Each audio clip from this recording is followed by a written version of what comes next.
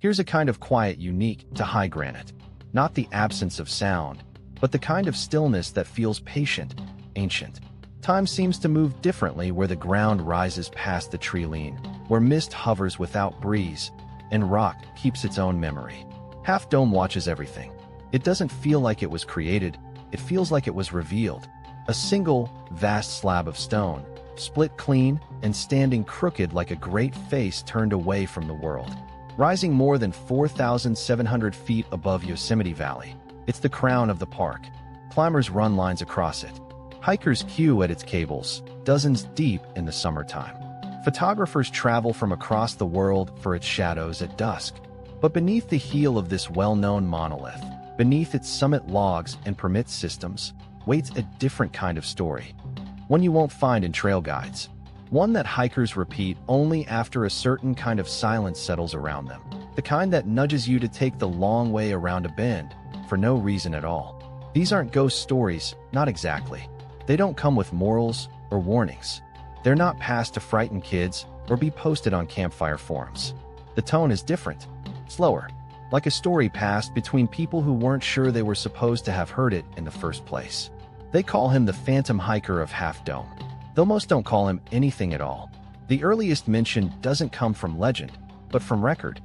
In June of 1986, a notation appears in a Yosemite Valley North Patrol log. It's brief, like most field notations were back then, fog cover during morning sweep. Visitor reported lone hiker on subdome. No registration or matching jacket. Report unverified.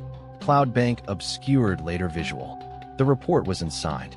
But around the edge of the paper, someone, different handwriting, had scrawled a question and circled it twice.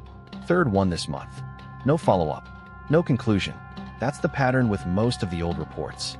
Short, fragmentary, drifting between search and rescue briefings and weather notes. Unconnected, unless you start to recognize the pattern. A lone man. Wrong gear. Always ascending. Never engaging. Disappears into a fog that rolls and recedes like film being rewound. What's strange is how quietly the story persisted. The 1993 Lost Trace Log, an informal index of incomplete or withdrawn incident reports, records at least 5 separate accounts from different hikers describing a figure above them on the cables, even on days when ranger logs confirmed no hikers ahead. The phrasing repeats across them. Didn't wave back. Just kept climbing. Seemed like he was in another time. 3 of them described hearing a single word as the figure passed out of sight. Never clearly, but always a number. Just 1. Sometimes 12, sometimes 19, depending on the witness. Always in a tone too casual for the setting. Said like someone counting steps they'd taken 1,000 times before. One entry, a handwritten letter to a trail steward in 1998, describes it more unsettlingly. He wasn't really climbing. Not like we were. He didn't hold the cables, didn't look up or down, like he knew every foothold already. Boots were old, like from another decade. I wanted to call out, but then I realized I was already holding my breath. Fear isn't the first thing people mention about seeing him. It's not that kind of story. The people who talk about it the most are rangers, retired ones usually, those who've done quiet time in the shoulder seasons, when the park empties and the trail returns to its natural shape. There's a former trail monitor named Len Ward, 28 years in the park, mostly quiet patrols and ecological studies, who told his version to fellow staff in the winter of 2000.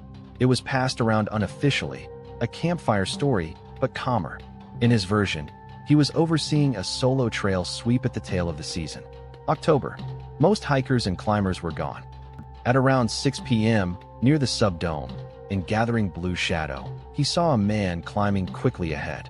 No backpack, just a jacket and boots, moving at a pace that didn't match the incline. He didn't sway, didn't stop. I thought maybe he was in trouble, disoriented or rushing down without gear.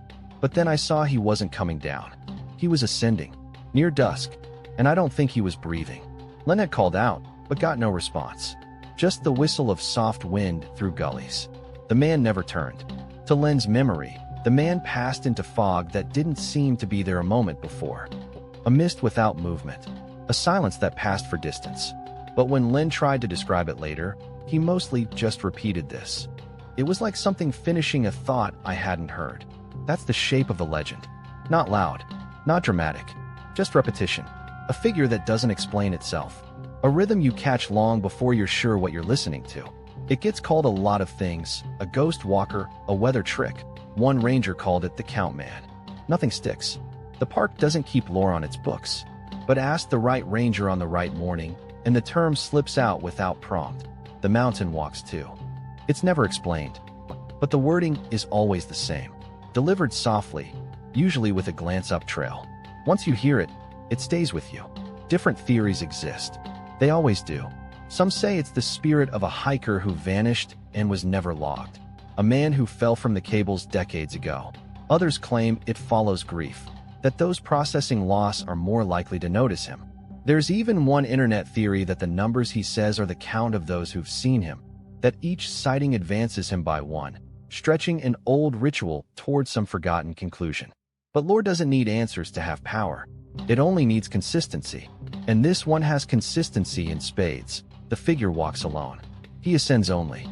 He avoids all contact until the moment of passing. And when he speaks, it's only a number. The details vary. Some say his jacket looks military. Others say it's canvas, sun-faded in 1970s style. In one account, his boots had no tread. In another, he was missing a left glove. But none of those things matter as much as what doesn't change.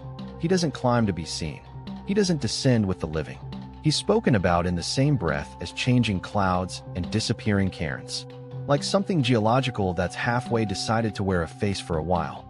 And the silence? That's the part that gets to people the most.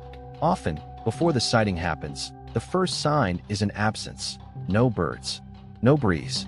No insects. Just a kind of pressure, not malevolent, but thick, like fog in the lungs. You feel alone, then sensed. The trail seems to narrow. An absence of sound that makes your heartbeat echo too loudly. Then, from the mist or slope ahead, a single word. 18 or 20, that's all he says. Then gone. Visitors chalk it up to fatigue, altitude, imagination, and sometimes it probably is. But those who work among the granite, year after year, don't dismiss it outright. In the park's internal folklore registry, a document that remains unofficial, often duplicated by hand or photocopy, there's a note scribbled in the margin beside the phantom hiker's entry, written by some long-retired hand, barely legible under thermal tape fade. It says, not lost, not trapped, just unfinished. Whether that quote was meant for the spirit or the people who see him, that's the part folks don't agree on. But no legend exists until someone walks into it, unknowingly, slowly, one step at a time. And in late August of 1996, a visiting graduate student would do exactly that. Ava Callahan didn't consider herself superstitious. She studied living systems, boreal forests, rain shadows, tree rings. Her university field journal was precise, the handwriting neat, with margins full of dry field details, soil depth, pH ratios, canopy coverage, and nothing more. But grief turns even the rational into observers. You begin to notice things outside the data, the shape of silence, the behavior of shadows, and you think, maybe that, too, means something. She arrived in Yosemite Valley in the last days of summer. A lull season. The crowds were thinning, but the sun still held. Nights dipped below freezing in the upper altitudes, but the afternoons still buzzed with heat. She'd come from the Bay Area, driven alone, car full of borrowed gear. She had no real destination beyond one objective. Half Dome. Up and down in 2 nights. Solo. Controlled. Not to prove anything. Just to feel further away from whatever her life had become. It had been 8 months since Michael's body was recovered from the west side of the Ritter Range. They never found his pack, but they found his boots, caught together in a snow chute. Facing up trail. He had loved these mountains, talked about them like they were old friends. And so Ava thought, if I can follow even part of the trail he saw, maybe I'll know why. Maybe I'll find something he saw, or left behind. She set out from the valley early on a Thursday morning, hiking slow ascents into the backcountry with an efficient calm. She didn't rush. She didn't speak. The trees did enough of that. Ava kept a diary of impressions, just as she always did. But already, little changes began to appear. Less data, more fragments. Observations turned poetic. She wrote, "The silence here doesn't feel hollow. It feels like a pause. like breath held between sentences. The first night, she camped at Little Yosemite Valley, a modest tent beneath high conifers. High enough to feel the chill ripple at dawn, low enough to breathe normally, to still feel safe. That evening, drowsy from sun and quiet, she ate oatmeal from a camp cup and studied her route for the next day. Noted weather changes. Drew a small sketch of Half Dome's outline, jagged against the west. A ranger passed through the area, young, maybe 22, answering casual check-ins, clipboard in hand. Ava flagged him politely. Asked about the cables, the wind, the cairns she'd seen during the day. He made a hesitant face. The cairns? Unless there's new erosion on the spine, they shouldn't be off-trail. You sure they weren't accidental stacks? Ava shook her head. No, they were careful, not just random. The ranger smiled, a little flat. Well, sometimes people leave things without knowing they're leaving them. He paused, then added, half as a joke. And hey, if you see anyone hiking up past midnight, don't follow. Sometimes the trail belongs to others. She smiled politely, laughed once, but the phrasing stuck. Later that night, in her tent, she copied the lines carefully into the back of her journal. They leave things without knowing. Sometimes the trail belongs to others. Beneath it, she drew a simple circle and a number. 14. She began the ascent just before sunrise the next morning. The trail felt different then, touched by weight. Not heavy exactly, just carved, as if time had worn away not just the stone but the air around it. Each footstep sounded more distant. Mist rose from the Merced like it had somewhere else to be, drifting without direction in pale streaks that did not break against stone. Other hikers passed her on occasion. Brief, courteous nods. No lingering small talk. She welcomed the isolation. Field notes soon gave way to field presence. No thoughts, just steps. By late morning, she was above the tree line. The granite smoothed into wide fades of cloud-colored stone. She paused once, turning slowly, sweeping her boots around a large bend. And then she saw them again. Cairns, just off-trail. Hands stacked, well-balanced. This time, spaced evenly at each turn of the switchbacks, like punctuation marks in the hillside. She counted them without meaning to. 12, 13. Then forward, she blinked. 14 again. She glanced back. The one she'd thought was 13 looked different now. Or maybe they were spaced too close. Or maybe, no, she hadn't miscounted. Something about the arrangement gave her the same feeling she had just before an exam. That sudden, quiet intuition that something small has been missed. Something important. She faced forward again. Listened. The wind slid around her like cloth pulled across water. Then stopped. No bugs. No birds. No air. Then, just on the edge of hearing, a single sound. A word. A voice. 17. Not a shout. Not a whisper. Just spoken. Directly enough to be heard. Not loudly enough to be placed. She turned quickly, stepping a half circle. Scanned the trail behind her. Empty. No one on the switchbacks. No figures above. No boots scraping behind her. Just open slope and silence that didn't echo. She swallowed once. Waited. Nothing. After a moment, she wrote the word in her journal, feeling almost foolish. 17. Clear male voice. Tone equal, not stressed. Not imagined that night. Back down near the base of the subdome, she rested again. Camped near the inner circle of boulders hikers often share for quick meals. She thought she might forget about the cairns. She didn't. She thought she might believe the voice was nothing. She couldn't. She slept uneasily. In fragments. Between dreams, or maybe not between them, she heard footsteps, layered beneath the wind. Slow ones. Not approaching. Just moving past. Not for her. Just on their way. The next morning, while filtering water near a flat runoff stone, she met an older volunteer hiker named Len. Gray beard. Quiet face. Good boots, broken in. He asked if she was planning to summit today. She said yes. Then, unsure why she said it, she asked, "You ever see anything strange on the switchbacks?" He didn't blink. Just exhaled like that was the question he'd expected. Len stirred his coffee, then quietly replied, "I saw a man climbing out of time once. Years ago, before they put up the signs about late wind warnings. Didn't speak to him. Didn't need to. Something in me said no. Said watch. Said wait. And then he disappeared into cloud, same as smoke. Not fast, just done." Ava didn't respond at first. Then Lin nodded toward her canteen. When the mountain's listening, he added. Sometimes what it says back sounds like us. He didn't elaborate. By the time she looked up again, he was walking down trail slowly, the heat of his coffee still rising behind him like a ghost he hadn't invited. That evening, she added only one line to the final page of her notebook. He walks up. Only up. Then she drew the number 17 again. Under it, she wrote a second number next to it, the next in the sequence. 18. She didn't know why she did it, only that it felt like something deserved to be finished, even if she wasn't sure what. In the language of mountains, repetition is everything. Footsteps mirror footsteps. Breath falls into pace. The slope narrows thought into rhythm. Foot, hand, breath, step.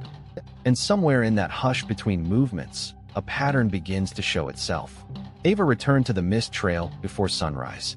For most hikers, it's the humidity that pulls closest at the start. That constant low roar of vernal and Nevada falls. The mist reaching upward long before you see the water. Granite soaks it in and reflects the cold back through your boots. She didn't mind it. The cold left her alert. The fog filtered away distraction. Above the tree line, past the waterfall spray, the sun hung as a pale bruise in a steel blue sky, not rising so much as suggesting its presence. There was no real warmth yet, just gradient. The further she climbed, the less the world resembled the one she'd left behind. By the time she passed the tree line, she was alone again. Utterly. Half Dome's cables were still a few hours ahead. Ava wasn't rushing. She took her time on the approach. The subdome greeted her like an amphitheater. A broad, open stretch of granite streaked with lichen lines and wind-worn channels, slate-colored, bone-wide, and eerily smooth. As she moved along the switchbacks known as the stairs, she came again to the cairns. This time, there were more. She paused, studied one, then another. They were clearly not left by accident. The stones were wet from fog, but stable, balanced delicately. 3, 4, sometimes 5 high. Arranged not just near the trail but set aside, on offshoot paths, halfway over rock ridges, little pockets where no hiker needed to step. She counted them without trying. 11, 12, 13, 14. She hesitated. Then another. Off the path, behind a choke of small scrub. 15. She didn't feel fear, not yet. But something sharpened quietly beneath her ribs. As if the wind had stopped following its usual script. Instead of moving past her, it pooled around her ankles. Dry? Still. With each cairn she passed, the silence deepened. No birds. No insects. No water.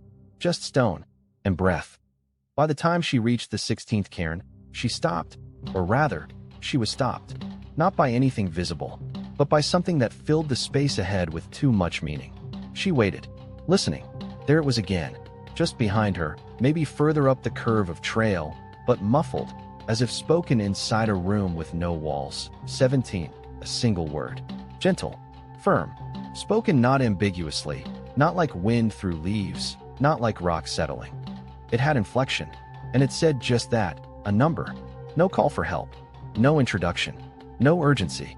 Just spoken, like a count that picked up where someone else had left off. Ava turned. The trail behind her stood empty. Rock, etched with faint grooves of decades' worth of boots. Cairns. Mist. And nothing else. She stood still for a long time. Not in fear. In recognition. Later, she wrote in her field journal. Sounded exactly like a human voice. Male.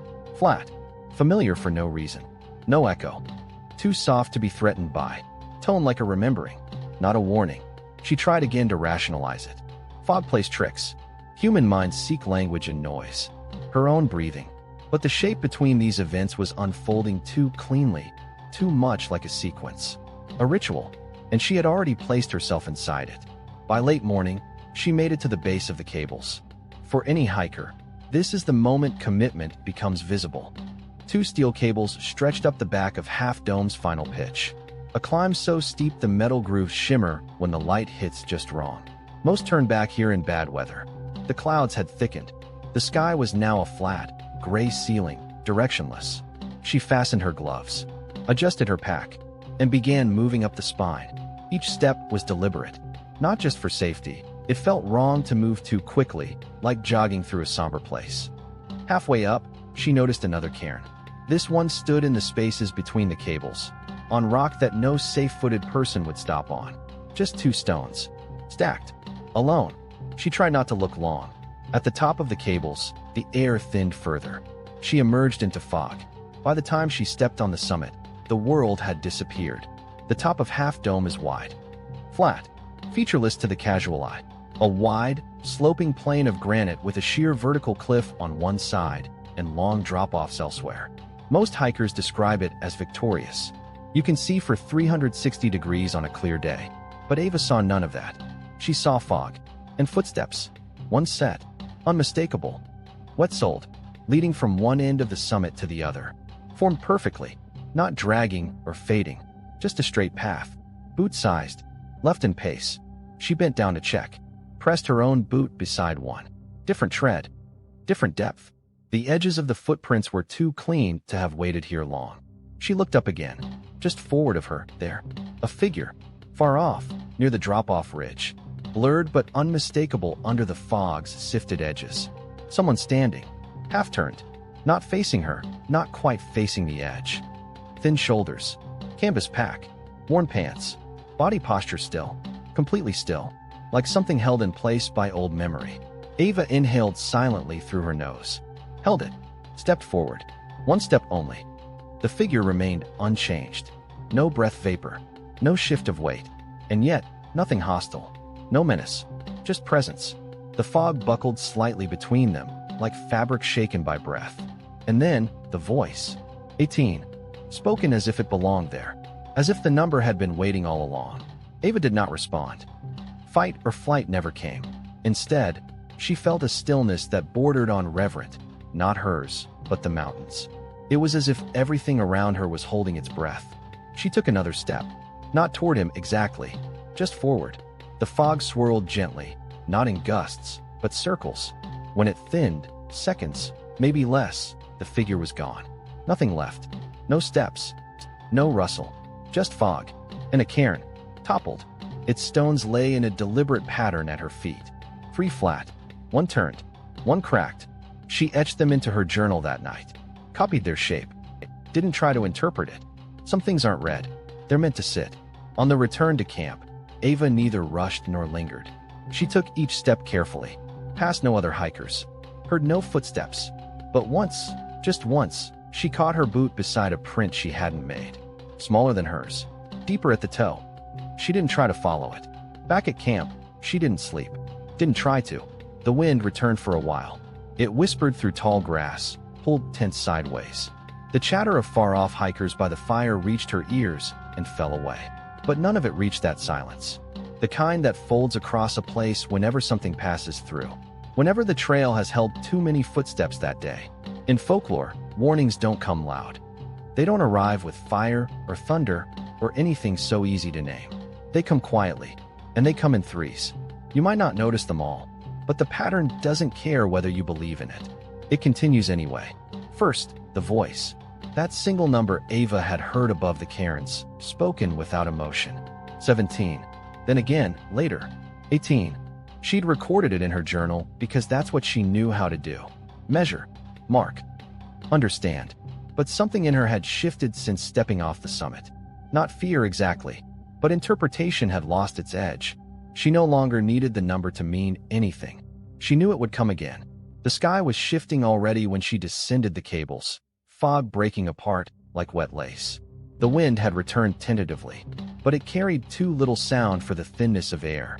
She paused to eat at the tree line. Sitting on a flat piece of rock with peanut butter crackers, she no longer felt hungry for. No other hikers passed for nearly an hour. Then, one did. A man in his early 40s, descending alone. Dusty pack, gray-streaked hair, eyes fixed too far behind her, like he was still seeing something. He wasn't walking lazily, but he wasn't tense either. It was a kind of resignation, Ava would later write, like he'd come down knowing exactly what he left behind. They passed close on the trail. She nodded. He said nothing at first. Then, as if he had just remembered something urgent but long rehearsed, he stopped a few feet beyond her and said over his shoulder, "Don't answer if it speaks." That's all. Then he kept going. Not fast. Not afraid. Just done talking. She didn't call after him. She didn't ask what he meant. Because she already knew. The second warning never explains itself. It only affirms the first. It's the moment you realize you're not the only one who heard something. That the shape of this pattern has been walked before. That night, Ava camped in the same spot as before, a slab-sided basin ringed with stunted pine and still boulders. The fire pits were low, and the air seemed unusually dry. Across the way, sitting on the far edge of the common area, an older volunteer she hadn't noticed before was stirring tea in a battered steel cup. His name was Len. She only learned that later. At first, they just shared silence. The kind that feels communal, not awkward. The kind that doesn't need to be filled. Ava offered him some of her trail mix. He declined. After a moment, just as casually, he said, "You're not from here." It wasn't a question, more like a weather observation. She shook her head. "Bay Area. Just out for a few days." He sipped his tea. "You went up the dome today."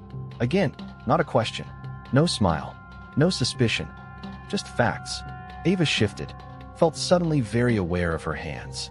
"Yeah," she said. "Foggy. A few cairns along the switchbacks." At that, something changed in his face. Not fear, not intrigue. Just stillness. The kind that comes when an old detail returns suddenly to the room. He looked down. Did he say anything? She didn't respond right away. But when she finally answered, she said it quietly, like passing a name at a graveside. "Yeah, just a number."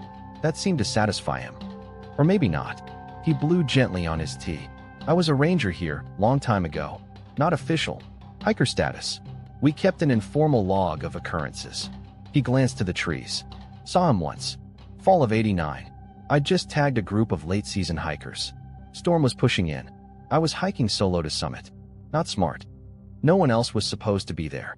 Was halfway to the cables when I saw him." Ava listened without interrupting. Not even her breath made sound. Thin guy, wrong jacket. Didn't use the cables, just walked up alongside them like they weren't there. No gear. Wind pushed right through him. He didn't fight it. I called out, out of habit. But I remember feeling it was the wrong thing to do. Something about the shape of his walk said, "Let me go." He leaned back. Didn't sleep at the high camp again after that. Not when I was alone.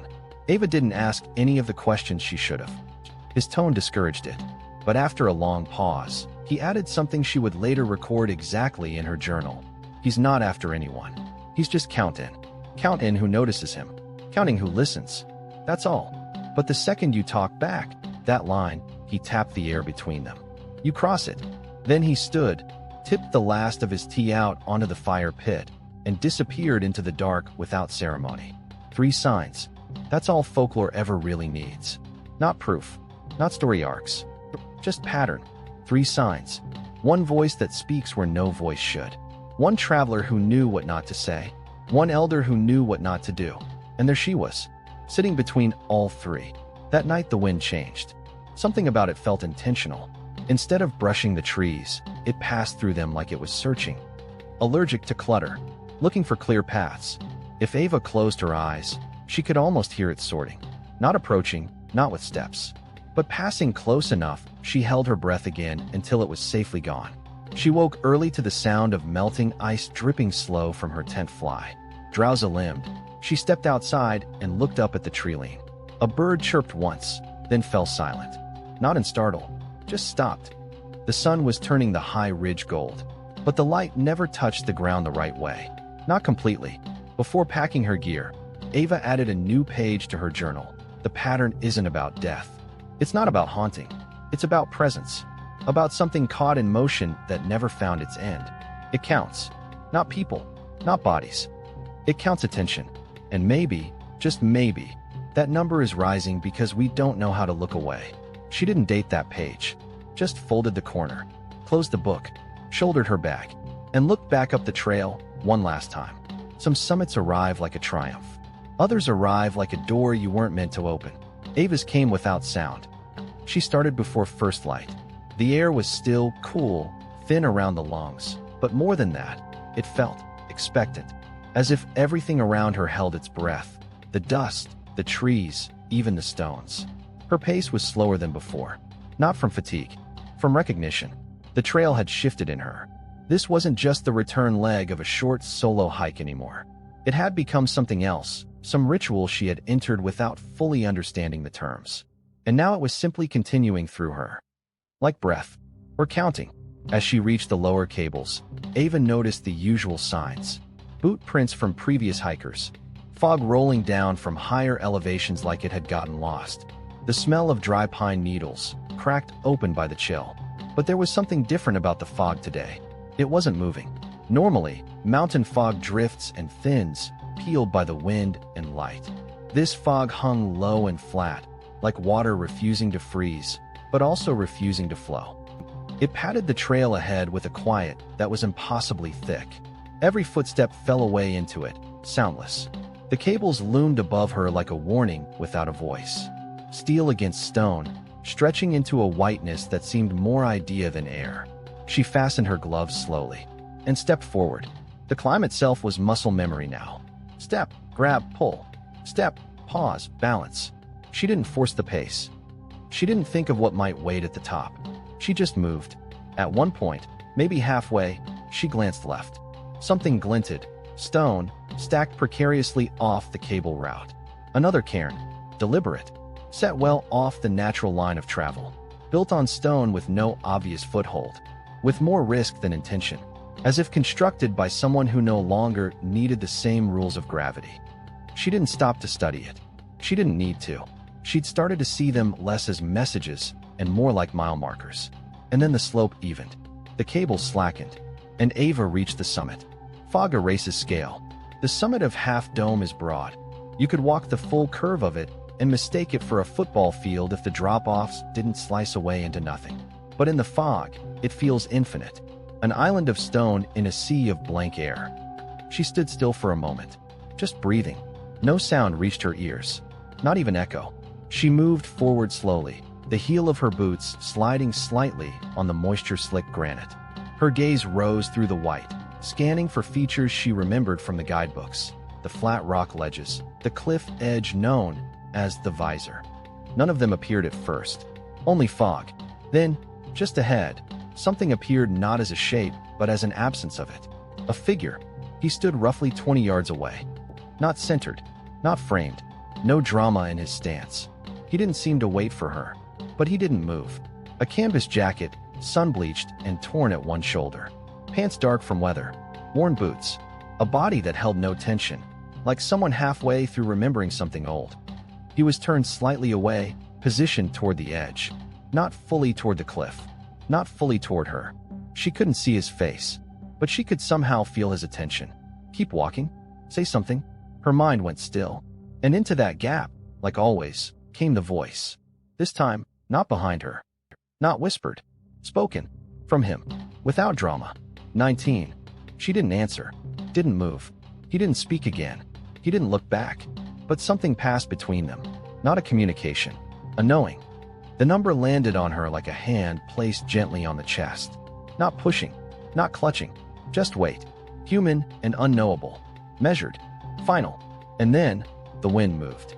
It was a simple gesture of nature. Just a slip of air curling around the fog bank.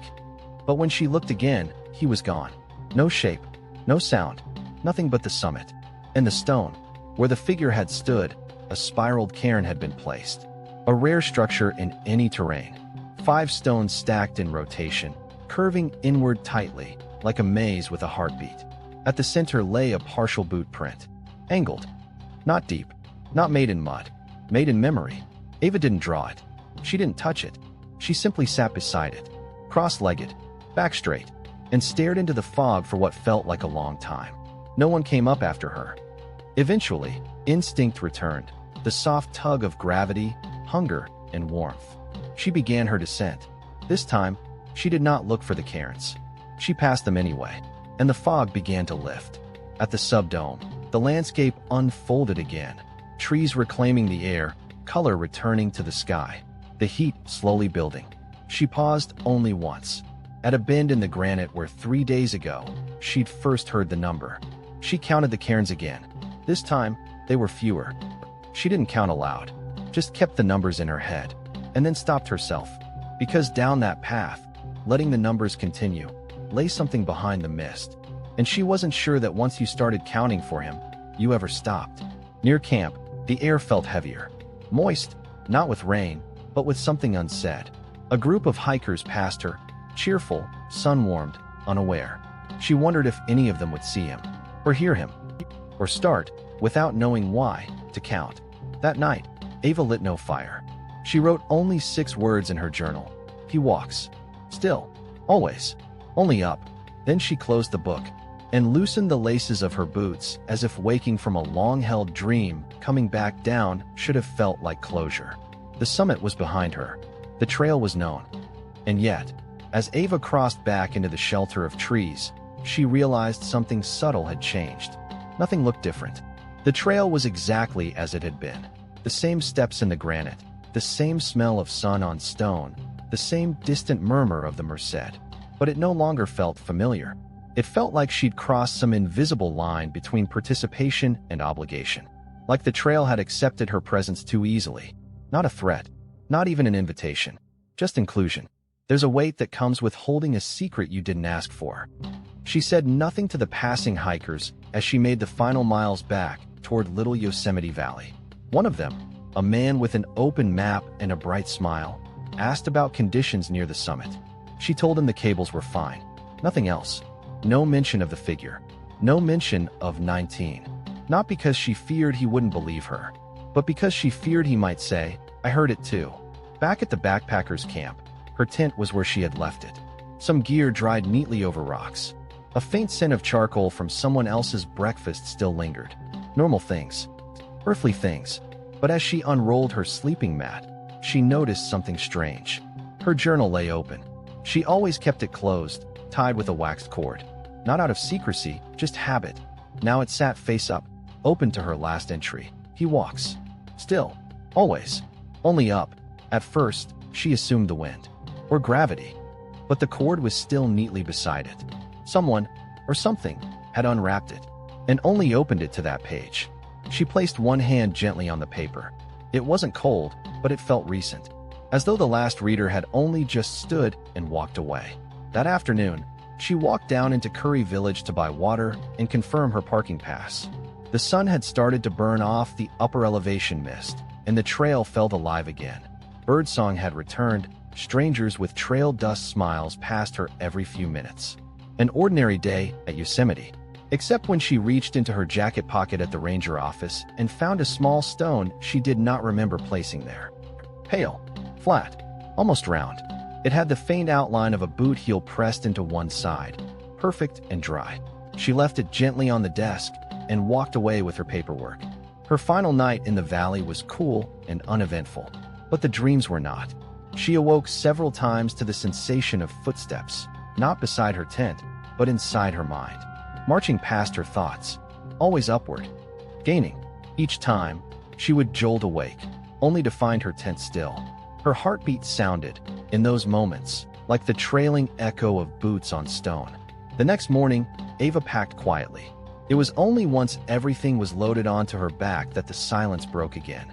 She was stopped near the edge of the ranger station parking lot by a woman, middle-aged, flannel collar, hiking boots, weather-worn pack. The woman looked at her with calm certainty, not nervous, not aggressive. Just recognition. "You saw him, didn't you?" the woman said. Ava said nothing. The woman only nodded. Then she added, "Did he speak?" One nod, slow. The woman stepped aside to let her pass. There was nothing else to say.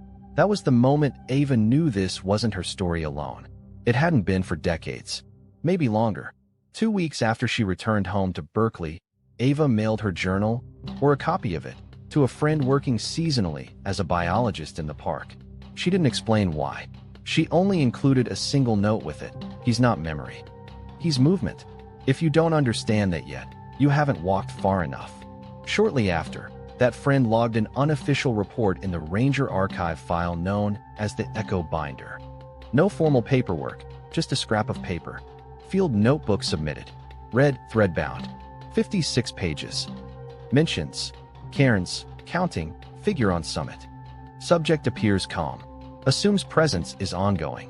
The report closed with one unofficial line. No follow-up needed. She came down. That final sentence has more weight than it first seems. Because not everyone does. The trails leading to Half Dome are filled, every year, with stories. A few people turn around early and never explain why. Some report lost time, not hours, but minutes that disappear. And a small number file complaints about someone following too closely, only to realize later that no one was within miles. The rangers don't discourage these stories, but they don't preserve them in official channels either. Even among those who believe in the figure, interpretation varies. Some say he's the ghost of a hiker who vanished in the 1970s. His registration form somehow never processed, his name never recorded. Others say the figure is not a person at all, but a function of the mountain, a resolution to some pattern the land is trying to complete, a balance. Some believe he appears to people who carry grief into elevation. Some believe he's just counting. And when that count ends, something larger may begin. Ava never spoke publicly about what happened. She did begin returning to the Sierra more frequently, but she never climbed Half Dome again. Twice, she was reported walking the forest edge near Glacier Point at early dawn, pausing at trailheads before turning back. She often looked upward, but never too long. One thing lingered long after. The trail journals left in public boxes, the little spiral notebooks tucked inside park-provided bare boxes, benches, and cabins, began including one strange addition. Occasionally, someone would scribble a number, without a name, without a story, just a number, sometimes 24, never higher than that, and never in sequence, but matched exactly to the eyewitness year, like an internal counter, like someone checking whose turn it had been to get too close, or maybe worse, to be noticed. The park doesn't keep folklore, at least not officially, but there are places to look if you know where not to ask. Old ranger logs, trail station binders tucked behind abandoned camp maps, margins of notebooks left behind by trail crews that no one ever properly archived, copied so many times the ink runs gray, the handwriting becomes shared between authors and decades. And in them, stories. Some real, some only half remembered, but all pointing to something that doesn't quite go away. It was in one such document that the name Dan Becker appears. He wasn't a ranger in the usual sense, more of a quiet fixture, a seasonal trail monitor with a long memory, exactly the kind of person whose presence outlasts his paperwork. Becker worked Yosemite trails from 1975 until the season of his retirement in 1999. He wasn't chatty, but he noticed things. Dates, repeated routes, trail oddities, visitors whose logs didn't quite match posted permits. After he left full-time service, he compiled a private file in his off-grid cabin outside Wawona. Just a box, really, filled with cross-referenced notes, incident reports, ranger anecdotes, and field scribbles on everything that had no column to fit under. He called it Unaccounted Movements, Half Dome Sector. It contained 23 entries. All different sources, different decades, different hikers, all variations of the same core event, a lone figure. Ascending, wrong era of gear, no registration, recognizable boots, a voice saying only one word, a number, and always only upward. The earliest was from 1938. A CCC worker named Floyd Anderson had written a letter home mentioning a man who climbed ahead of us in the morning mist, seemed like old army kit, but the fog cleared and he was just gone. The second account was scrawled in field shorthand on the back of a 1952 Summit Register page. 19. He said it walking past. Didn't make eye contact. Glove torn down one finger. Too smooth. A woman named Isabel Warrington left an unmailed postcard in her lodge pillowcase in 1971. It was found by the cleaning staff when she failed to check out. She had written, "Didn't think it would feel personal, but I'm the one he spoke to. I know that now. Does that mean I'm next?" I didn't answer, but I almost did. She was found the same day, unharmed, walking barefoot in the meadows below North Dome. Calm but distant. She never spoke of it again. What Becker found, over decades, was the shape of repetition, the elegance of it. How these stories spanned too far apart to be copied, too aligned to be coincidence. The figure never spoke more than once, never deviated from the uphill path, never appeared during tourist throngs or storm days. Only in the moments between, when the mountain breathed and most hikers were somewhere else entirely. He recorded testimony from a crewman laying out water reroute pipes in 1981 who saw a man walking upslope with no pack, just his hands counting something. A Danish student in 1990 who panicked halfway up the cable line because there was a man ahead of me, but when I looked again, it was just footsteps. Some of the reports were no longer legible. Others were preserved only because someone tucked them into the side pockets of radio binders no longer used. But Becker kept them all. He never spoke publicly about the collection. When a journalist later contacted him for a Yosemite oral history feature in 2003, he said only, "We keep trails clear. That's our job. Sometimes that means the paths. Sometimes it means memory." One of the more recent reports, paper clipped into the top right corner of Becker's box, was filed in June 2008 by a newer ranger who'd only been in service for 11 months. The report had no title. Just the words, Brent Holloway, last seen June 12, 2008. Brent had hiked in from Glacier Point intending to do a dawn ascent of Half Dome via the main trail. Solo. His final social media post was later screenshot and reposted on forums long after the fact. It read, "Chain fog, zero wind, Cairns spiral right on the ridge. Weird vibe. 21. He was never seen again. Only his tent was found, expertly pitched in a dry creek gully. Inside, his pack, his food, his maps. Everything except his boots and notebook. Both missing." Only 3 days later, a hiker reported finding a single spiral Cairn 2 switchbacks above the subdome, centered around a perfectly round heel print not matching modern tread. The next week, the cairn was gone. Not knocked over, gone as if never built. Some dismissed the thread as internet myth, but those who saw Becker's archive saw the weight of it. Everyone who sees him describes the same thing. Not shock, not fear, but a kind of pressure, like being noticed by something that's not asking you to answer, just to understand your place in its number. One entry, scribbled in the bottom of a margins page around 1996, the very year Ava saw him, deserves its own space. Written in capital letters, almost angrily. What if the count never stops? Not names, not bodies, just attention. No signature, just an embedded line drawn beneath it, like someone trying to make the thought stick to stone. Even today, certain rangers and backcountry volunteers continue adding to the file unofficially. They don't call it Becker's box anymore. They just call it Echo 1. Because the stories echo, and they always start the same way: a number, a fog, a man, only climbing. Digital versions of these stories have begun surfacing in obscure trail forums, labeled creepypasta or trail hoaxes. But even there, the tone is different. There's little flair. No haunted trees or beastly growls. Just simple statements. One thread from 2021 reads, "Met a man above the cables. Didn't have a face I remember. Said 24. I haven't hiked since." Another from 2023 says, "There was a cairn in the center of the trail. 8 stones. Tight spiral. I counted them. Then I heard 11. I shouldn't have counted." Most replies are joke responses. But one commenter, anonymous, left a warning beneath every post like this.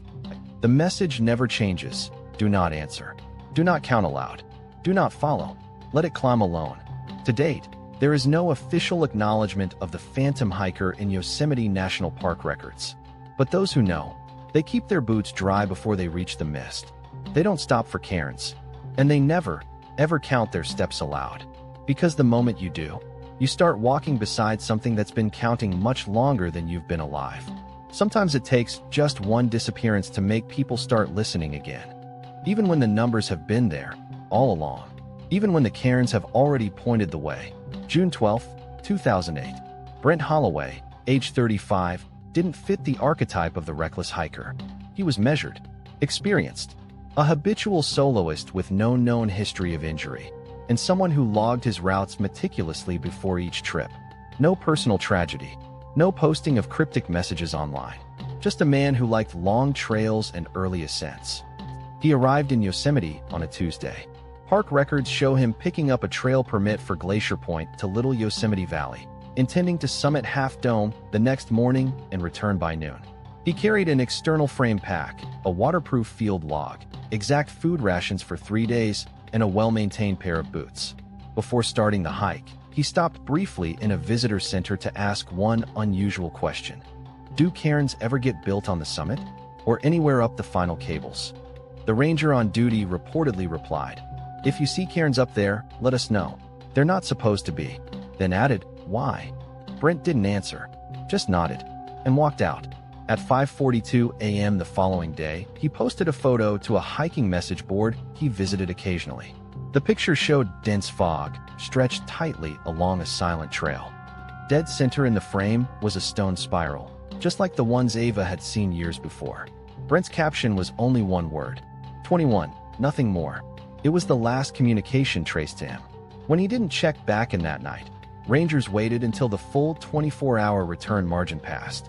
Then SAR volunteers located his camp, tin intact, sleeping bag unrolled but undisturbed. Pack present, map tag with a folded page for Half Dome, but no markings on adapted alternate routes. Bears hadn't gotten into the food. There were no drag marks. No prints other than his leading out, none returning. Oddest of all, his boots were missing. Everything else was there, but the boots were gone. Not placed outside the tent. Just absent. Search dogs were called 36 hours later. They picked up a trace along the subdome switchbacks, then lost it abruptly near the final false summit. Right where the trail narrows. Right where the cairns sometimes begin. Among the search team was Max Benoit, a part-time geologist from San Jose, on volunteer leave. He'd logged over 20 trail recoveries by then, including challenging rescues on Class 4 terrain. 3 weeks after the official search ended, he submitted an anonymous note to a retired ranger's office. The handwriting was tight, almost nervous. He'd found something while combing the high ridgeline alone. I followed a fog path down the slope, not part of trail, but worn like it had been one a long time ago. Found a small depression behind Boulder Group near where we think he may have last stopped. Inside, 5 small stones, arranged in coil, precision stacked. I didn't photograph, didn't move them. It was the way they were balanced. Like a language I couldn't read. Whatever happened to him, I think he left something behind. Not a trace, not a clue, a mark. I didn't count it. I stepped around it, and I left. The final line of his note was stranger, fainter. He never asked us to follow. He just needed someone to look up. Over the next 2 years, 3 different hikers claimed to see a spectral figure ahead of them on the cables, 2 at dusk and 1 just after sunrise. Each described the same thing: wrong boots, vintage jacket, pace too steady, never descending, and always a word, a number, lifted into fog as plain as breath. In all 3 cases, the number was 21, not 22, not 20, the same, as if the count had stopped, as if something or someone had found what it was waiting for. Yet time passed. New cairns occasionally appeared. The fog still came.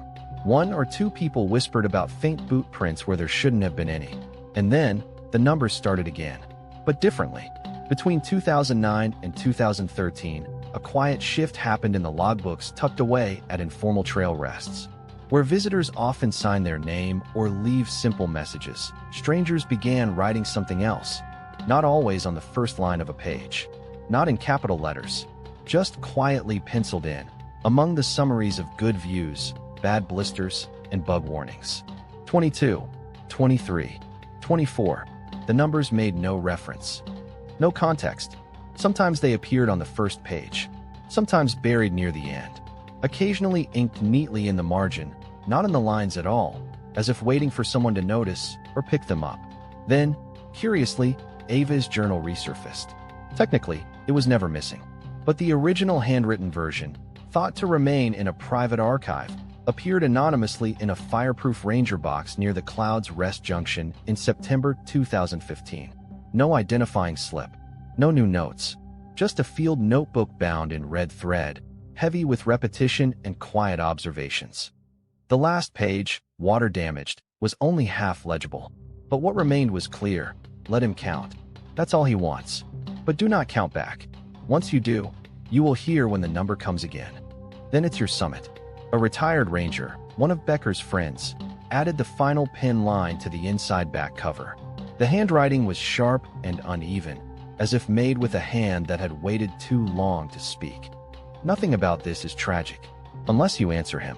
As of this writing, there have been a total of 26 unconfirmed sightings. For missing persons with incomplete traces, one of whom is still disputed. 3 logs containing boot prints recorded with no corresponding names on permit books. And countless cairns whose builders have never been found. Too many to explain. Too few for proof. That's how the best legends work. People still try to debunk it. Photos get posted, only to be proven fake. Tourist tales drift toward fiction. But somewhere along the pine-shadowed turns of the mist trail, the fog still watches. The spiral stones still rise and fall, never often, never randomly. And every once in a while, someone reports a voice. Neutral. Male. Low. Saying a number that's not quite their own. Half Dome remains. It always has. It always will. Granite doesn't age the way people do. It only deepens, hardens, listens. The trail to the summit hasn't changed in any obvious way. Rangers clear the same fallen limbs. Trail crews mend rails. The cables go up each spring, come down each fall. The signs weather. Foot traffic etches micropaths beyond the main route. But if you stand quietly, just near the subdome, let the human world pass for a moment, you'll start to feel it. The weight, not above you, beneath. Not as pressure, but as presence. Like the mountain is remembering every step you take and comparing it to someone else's. They still say not to count.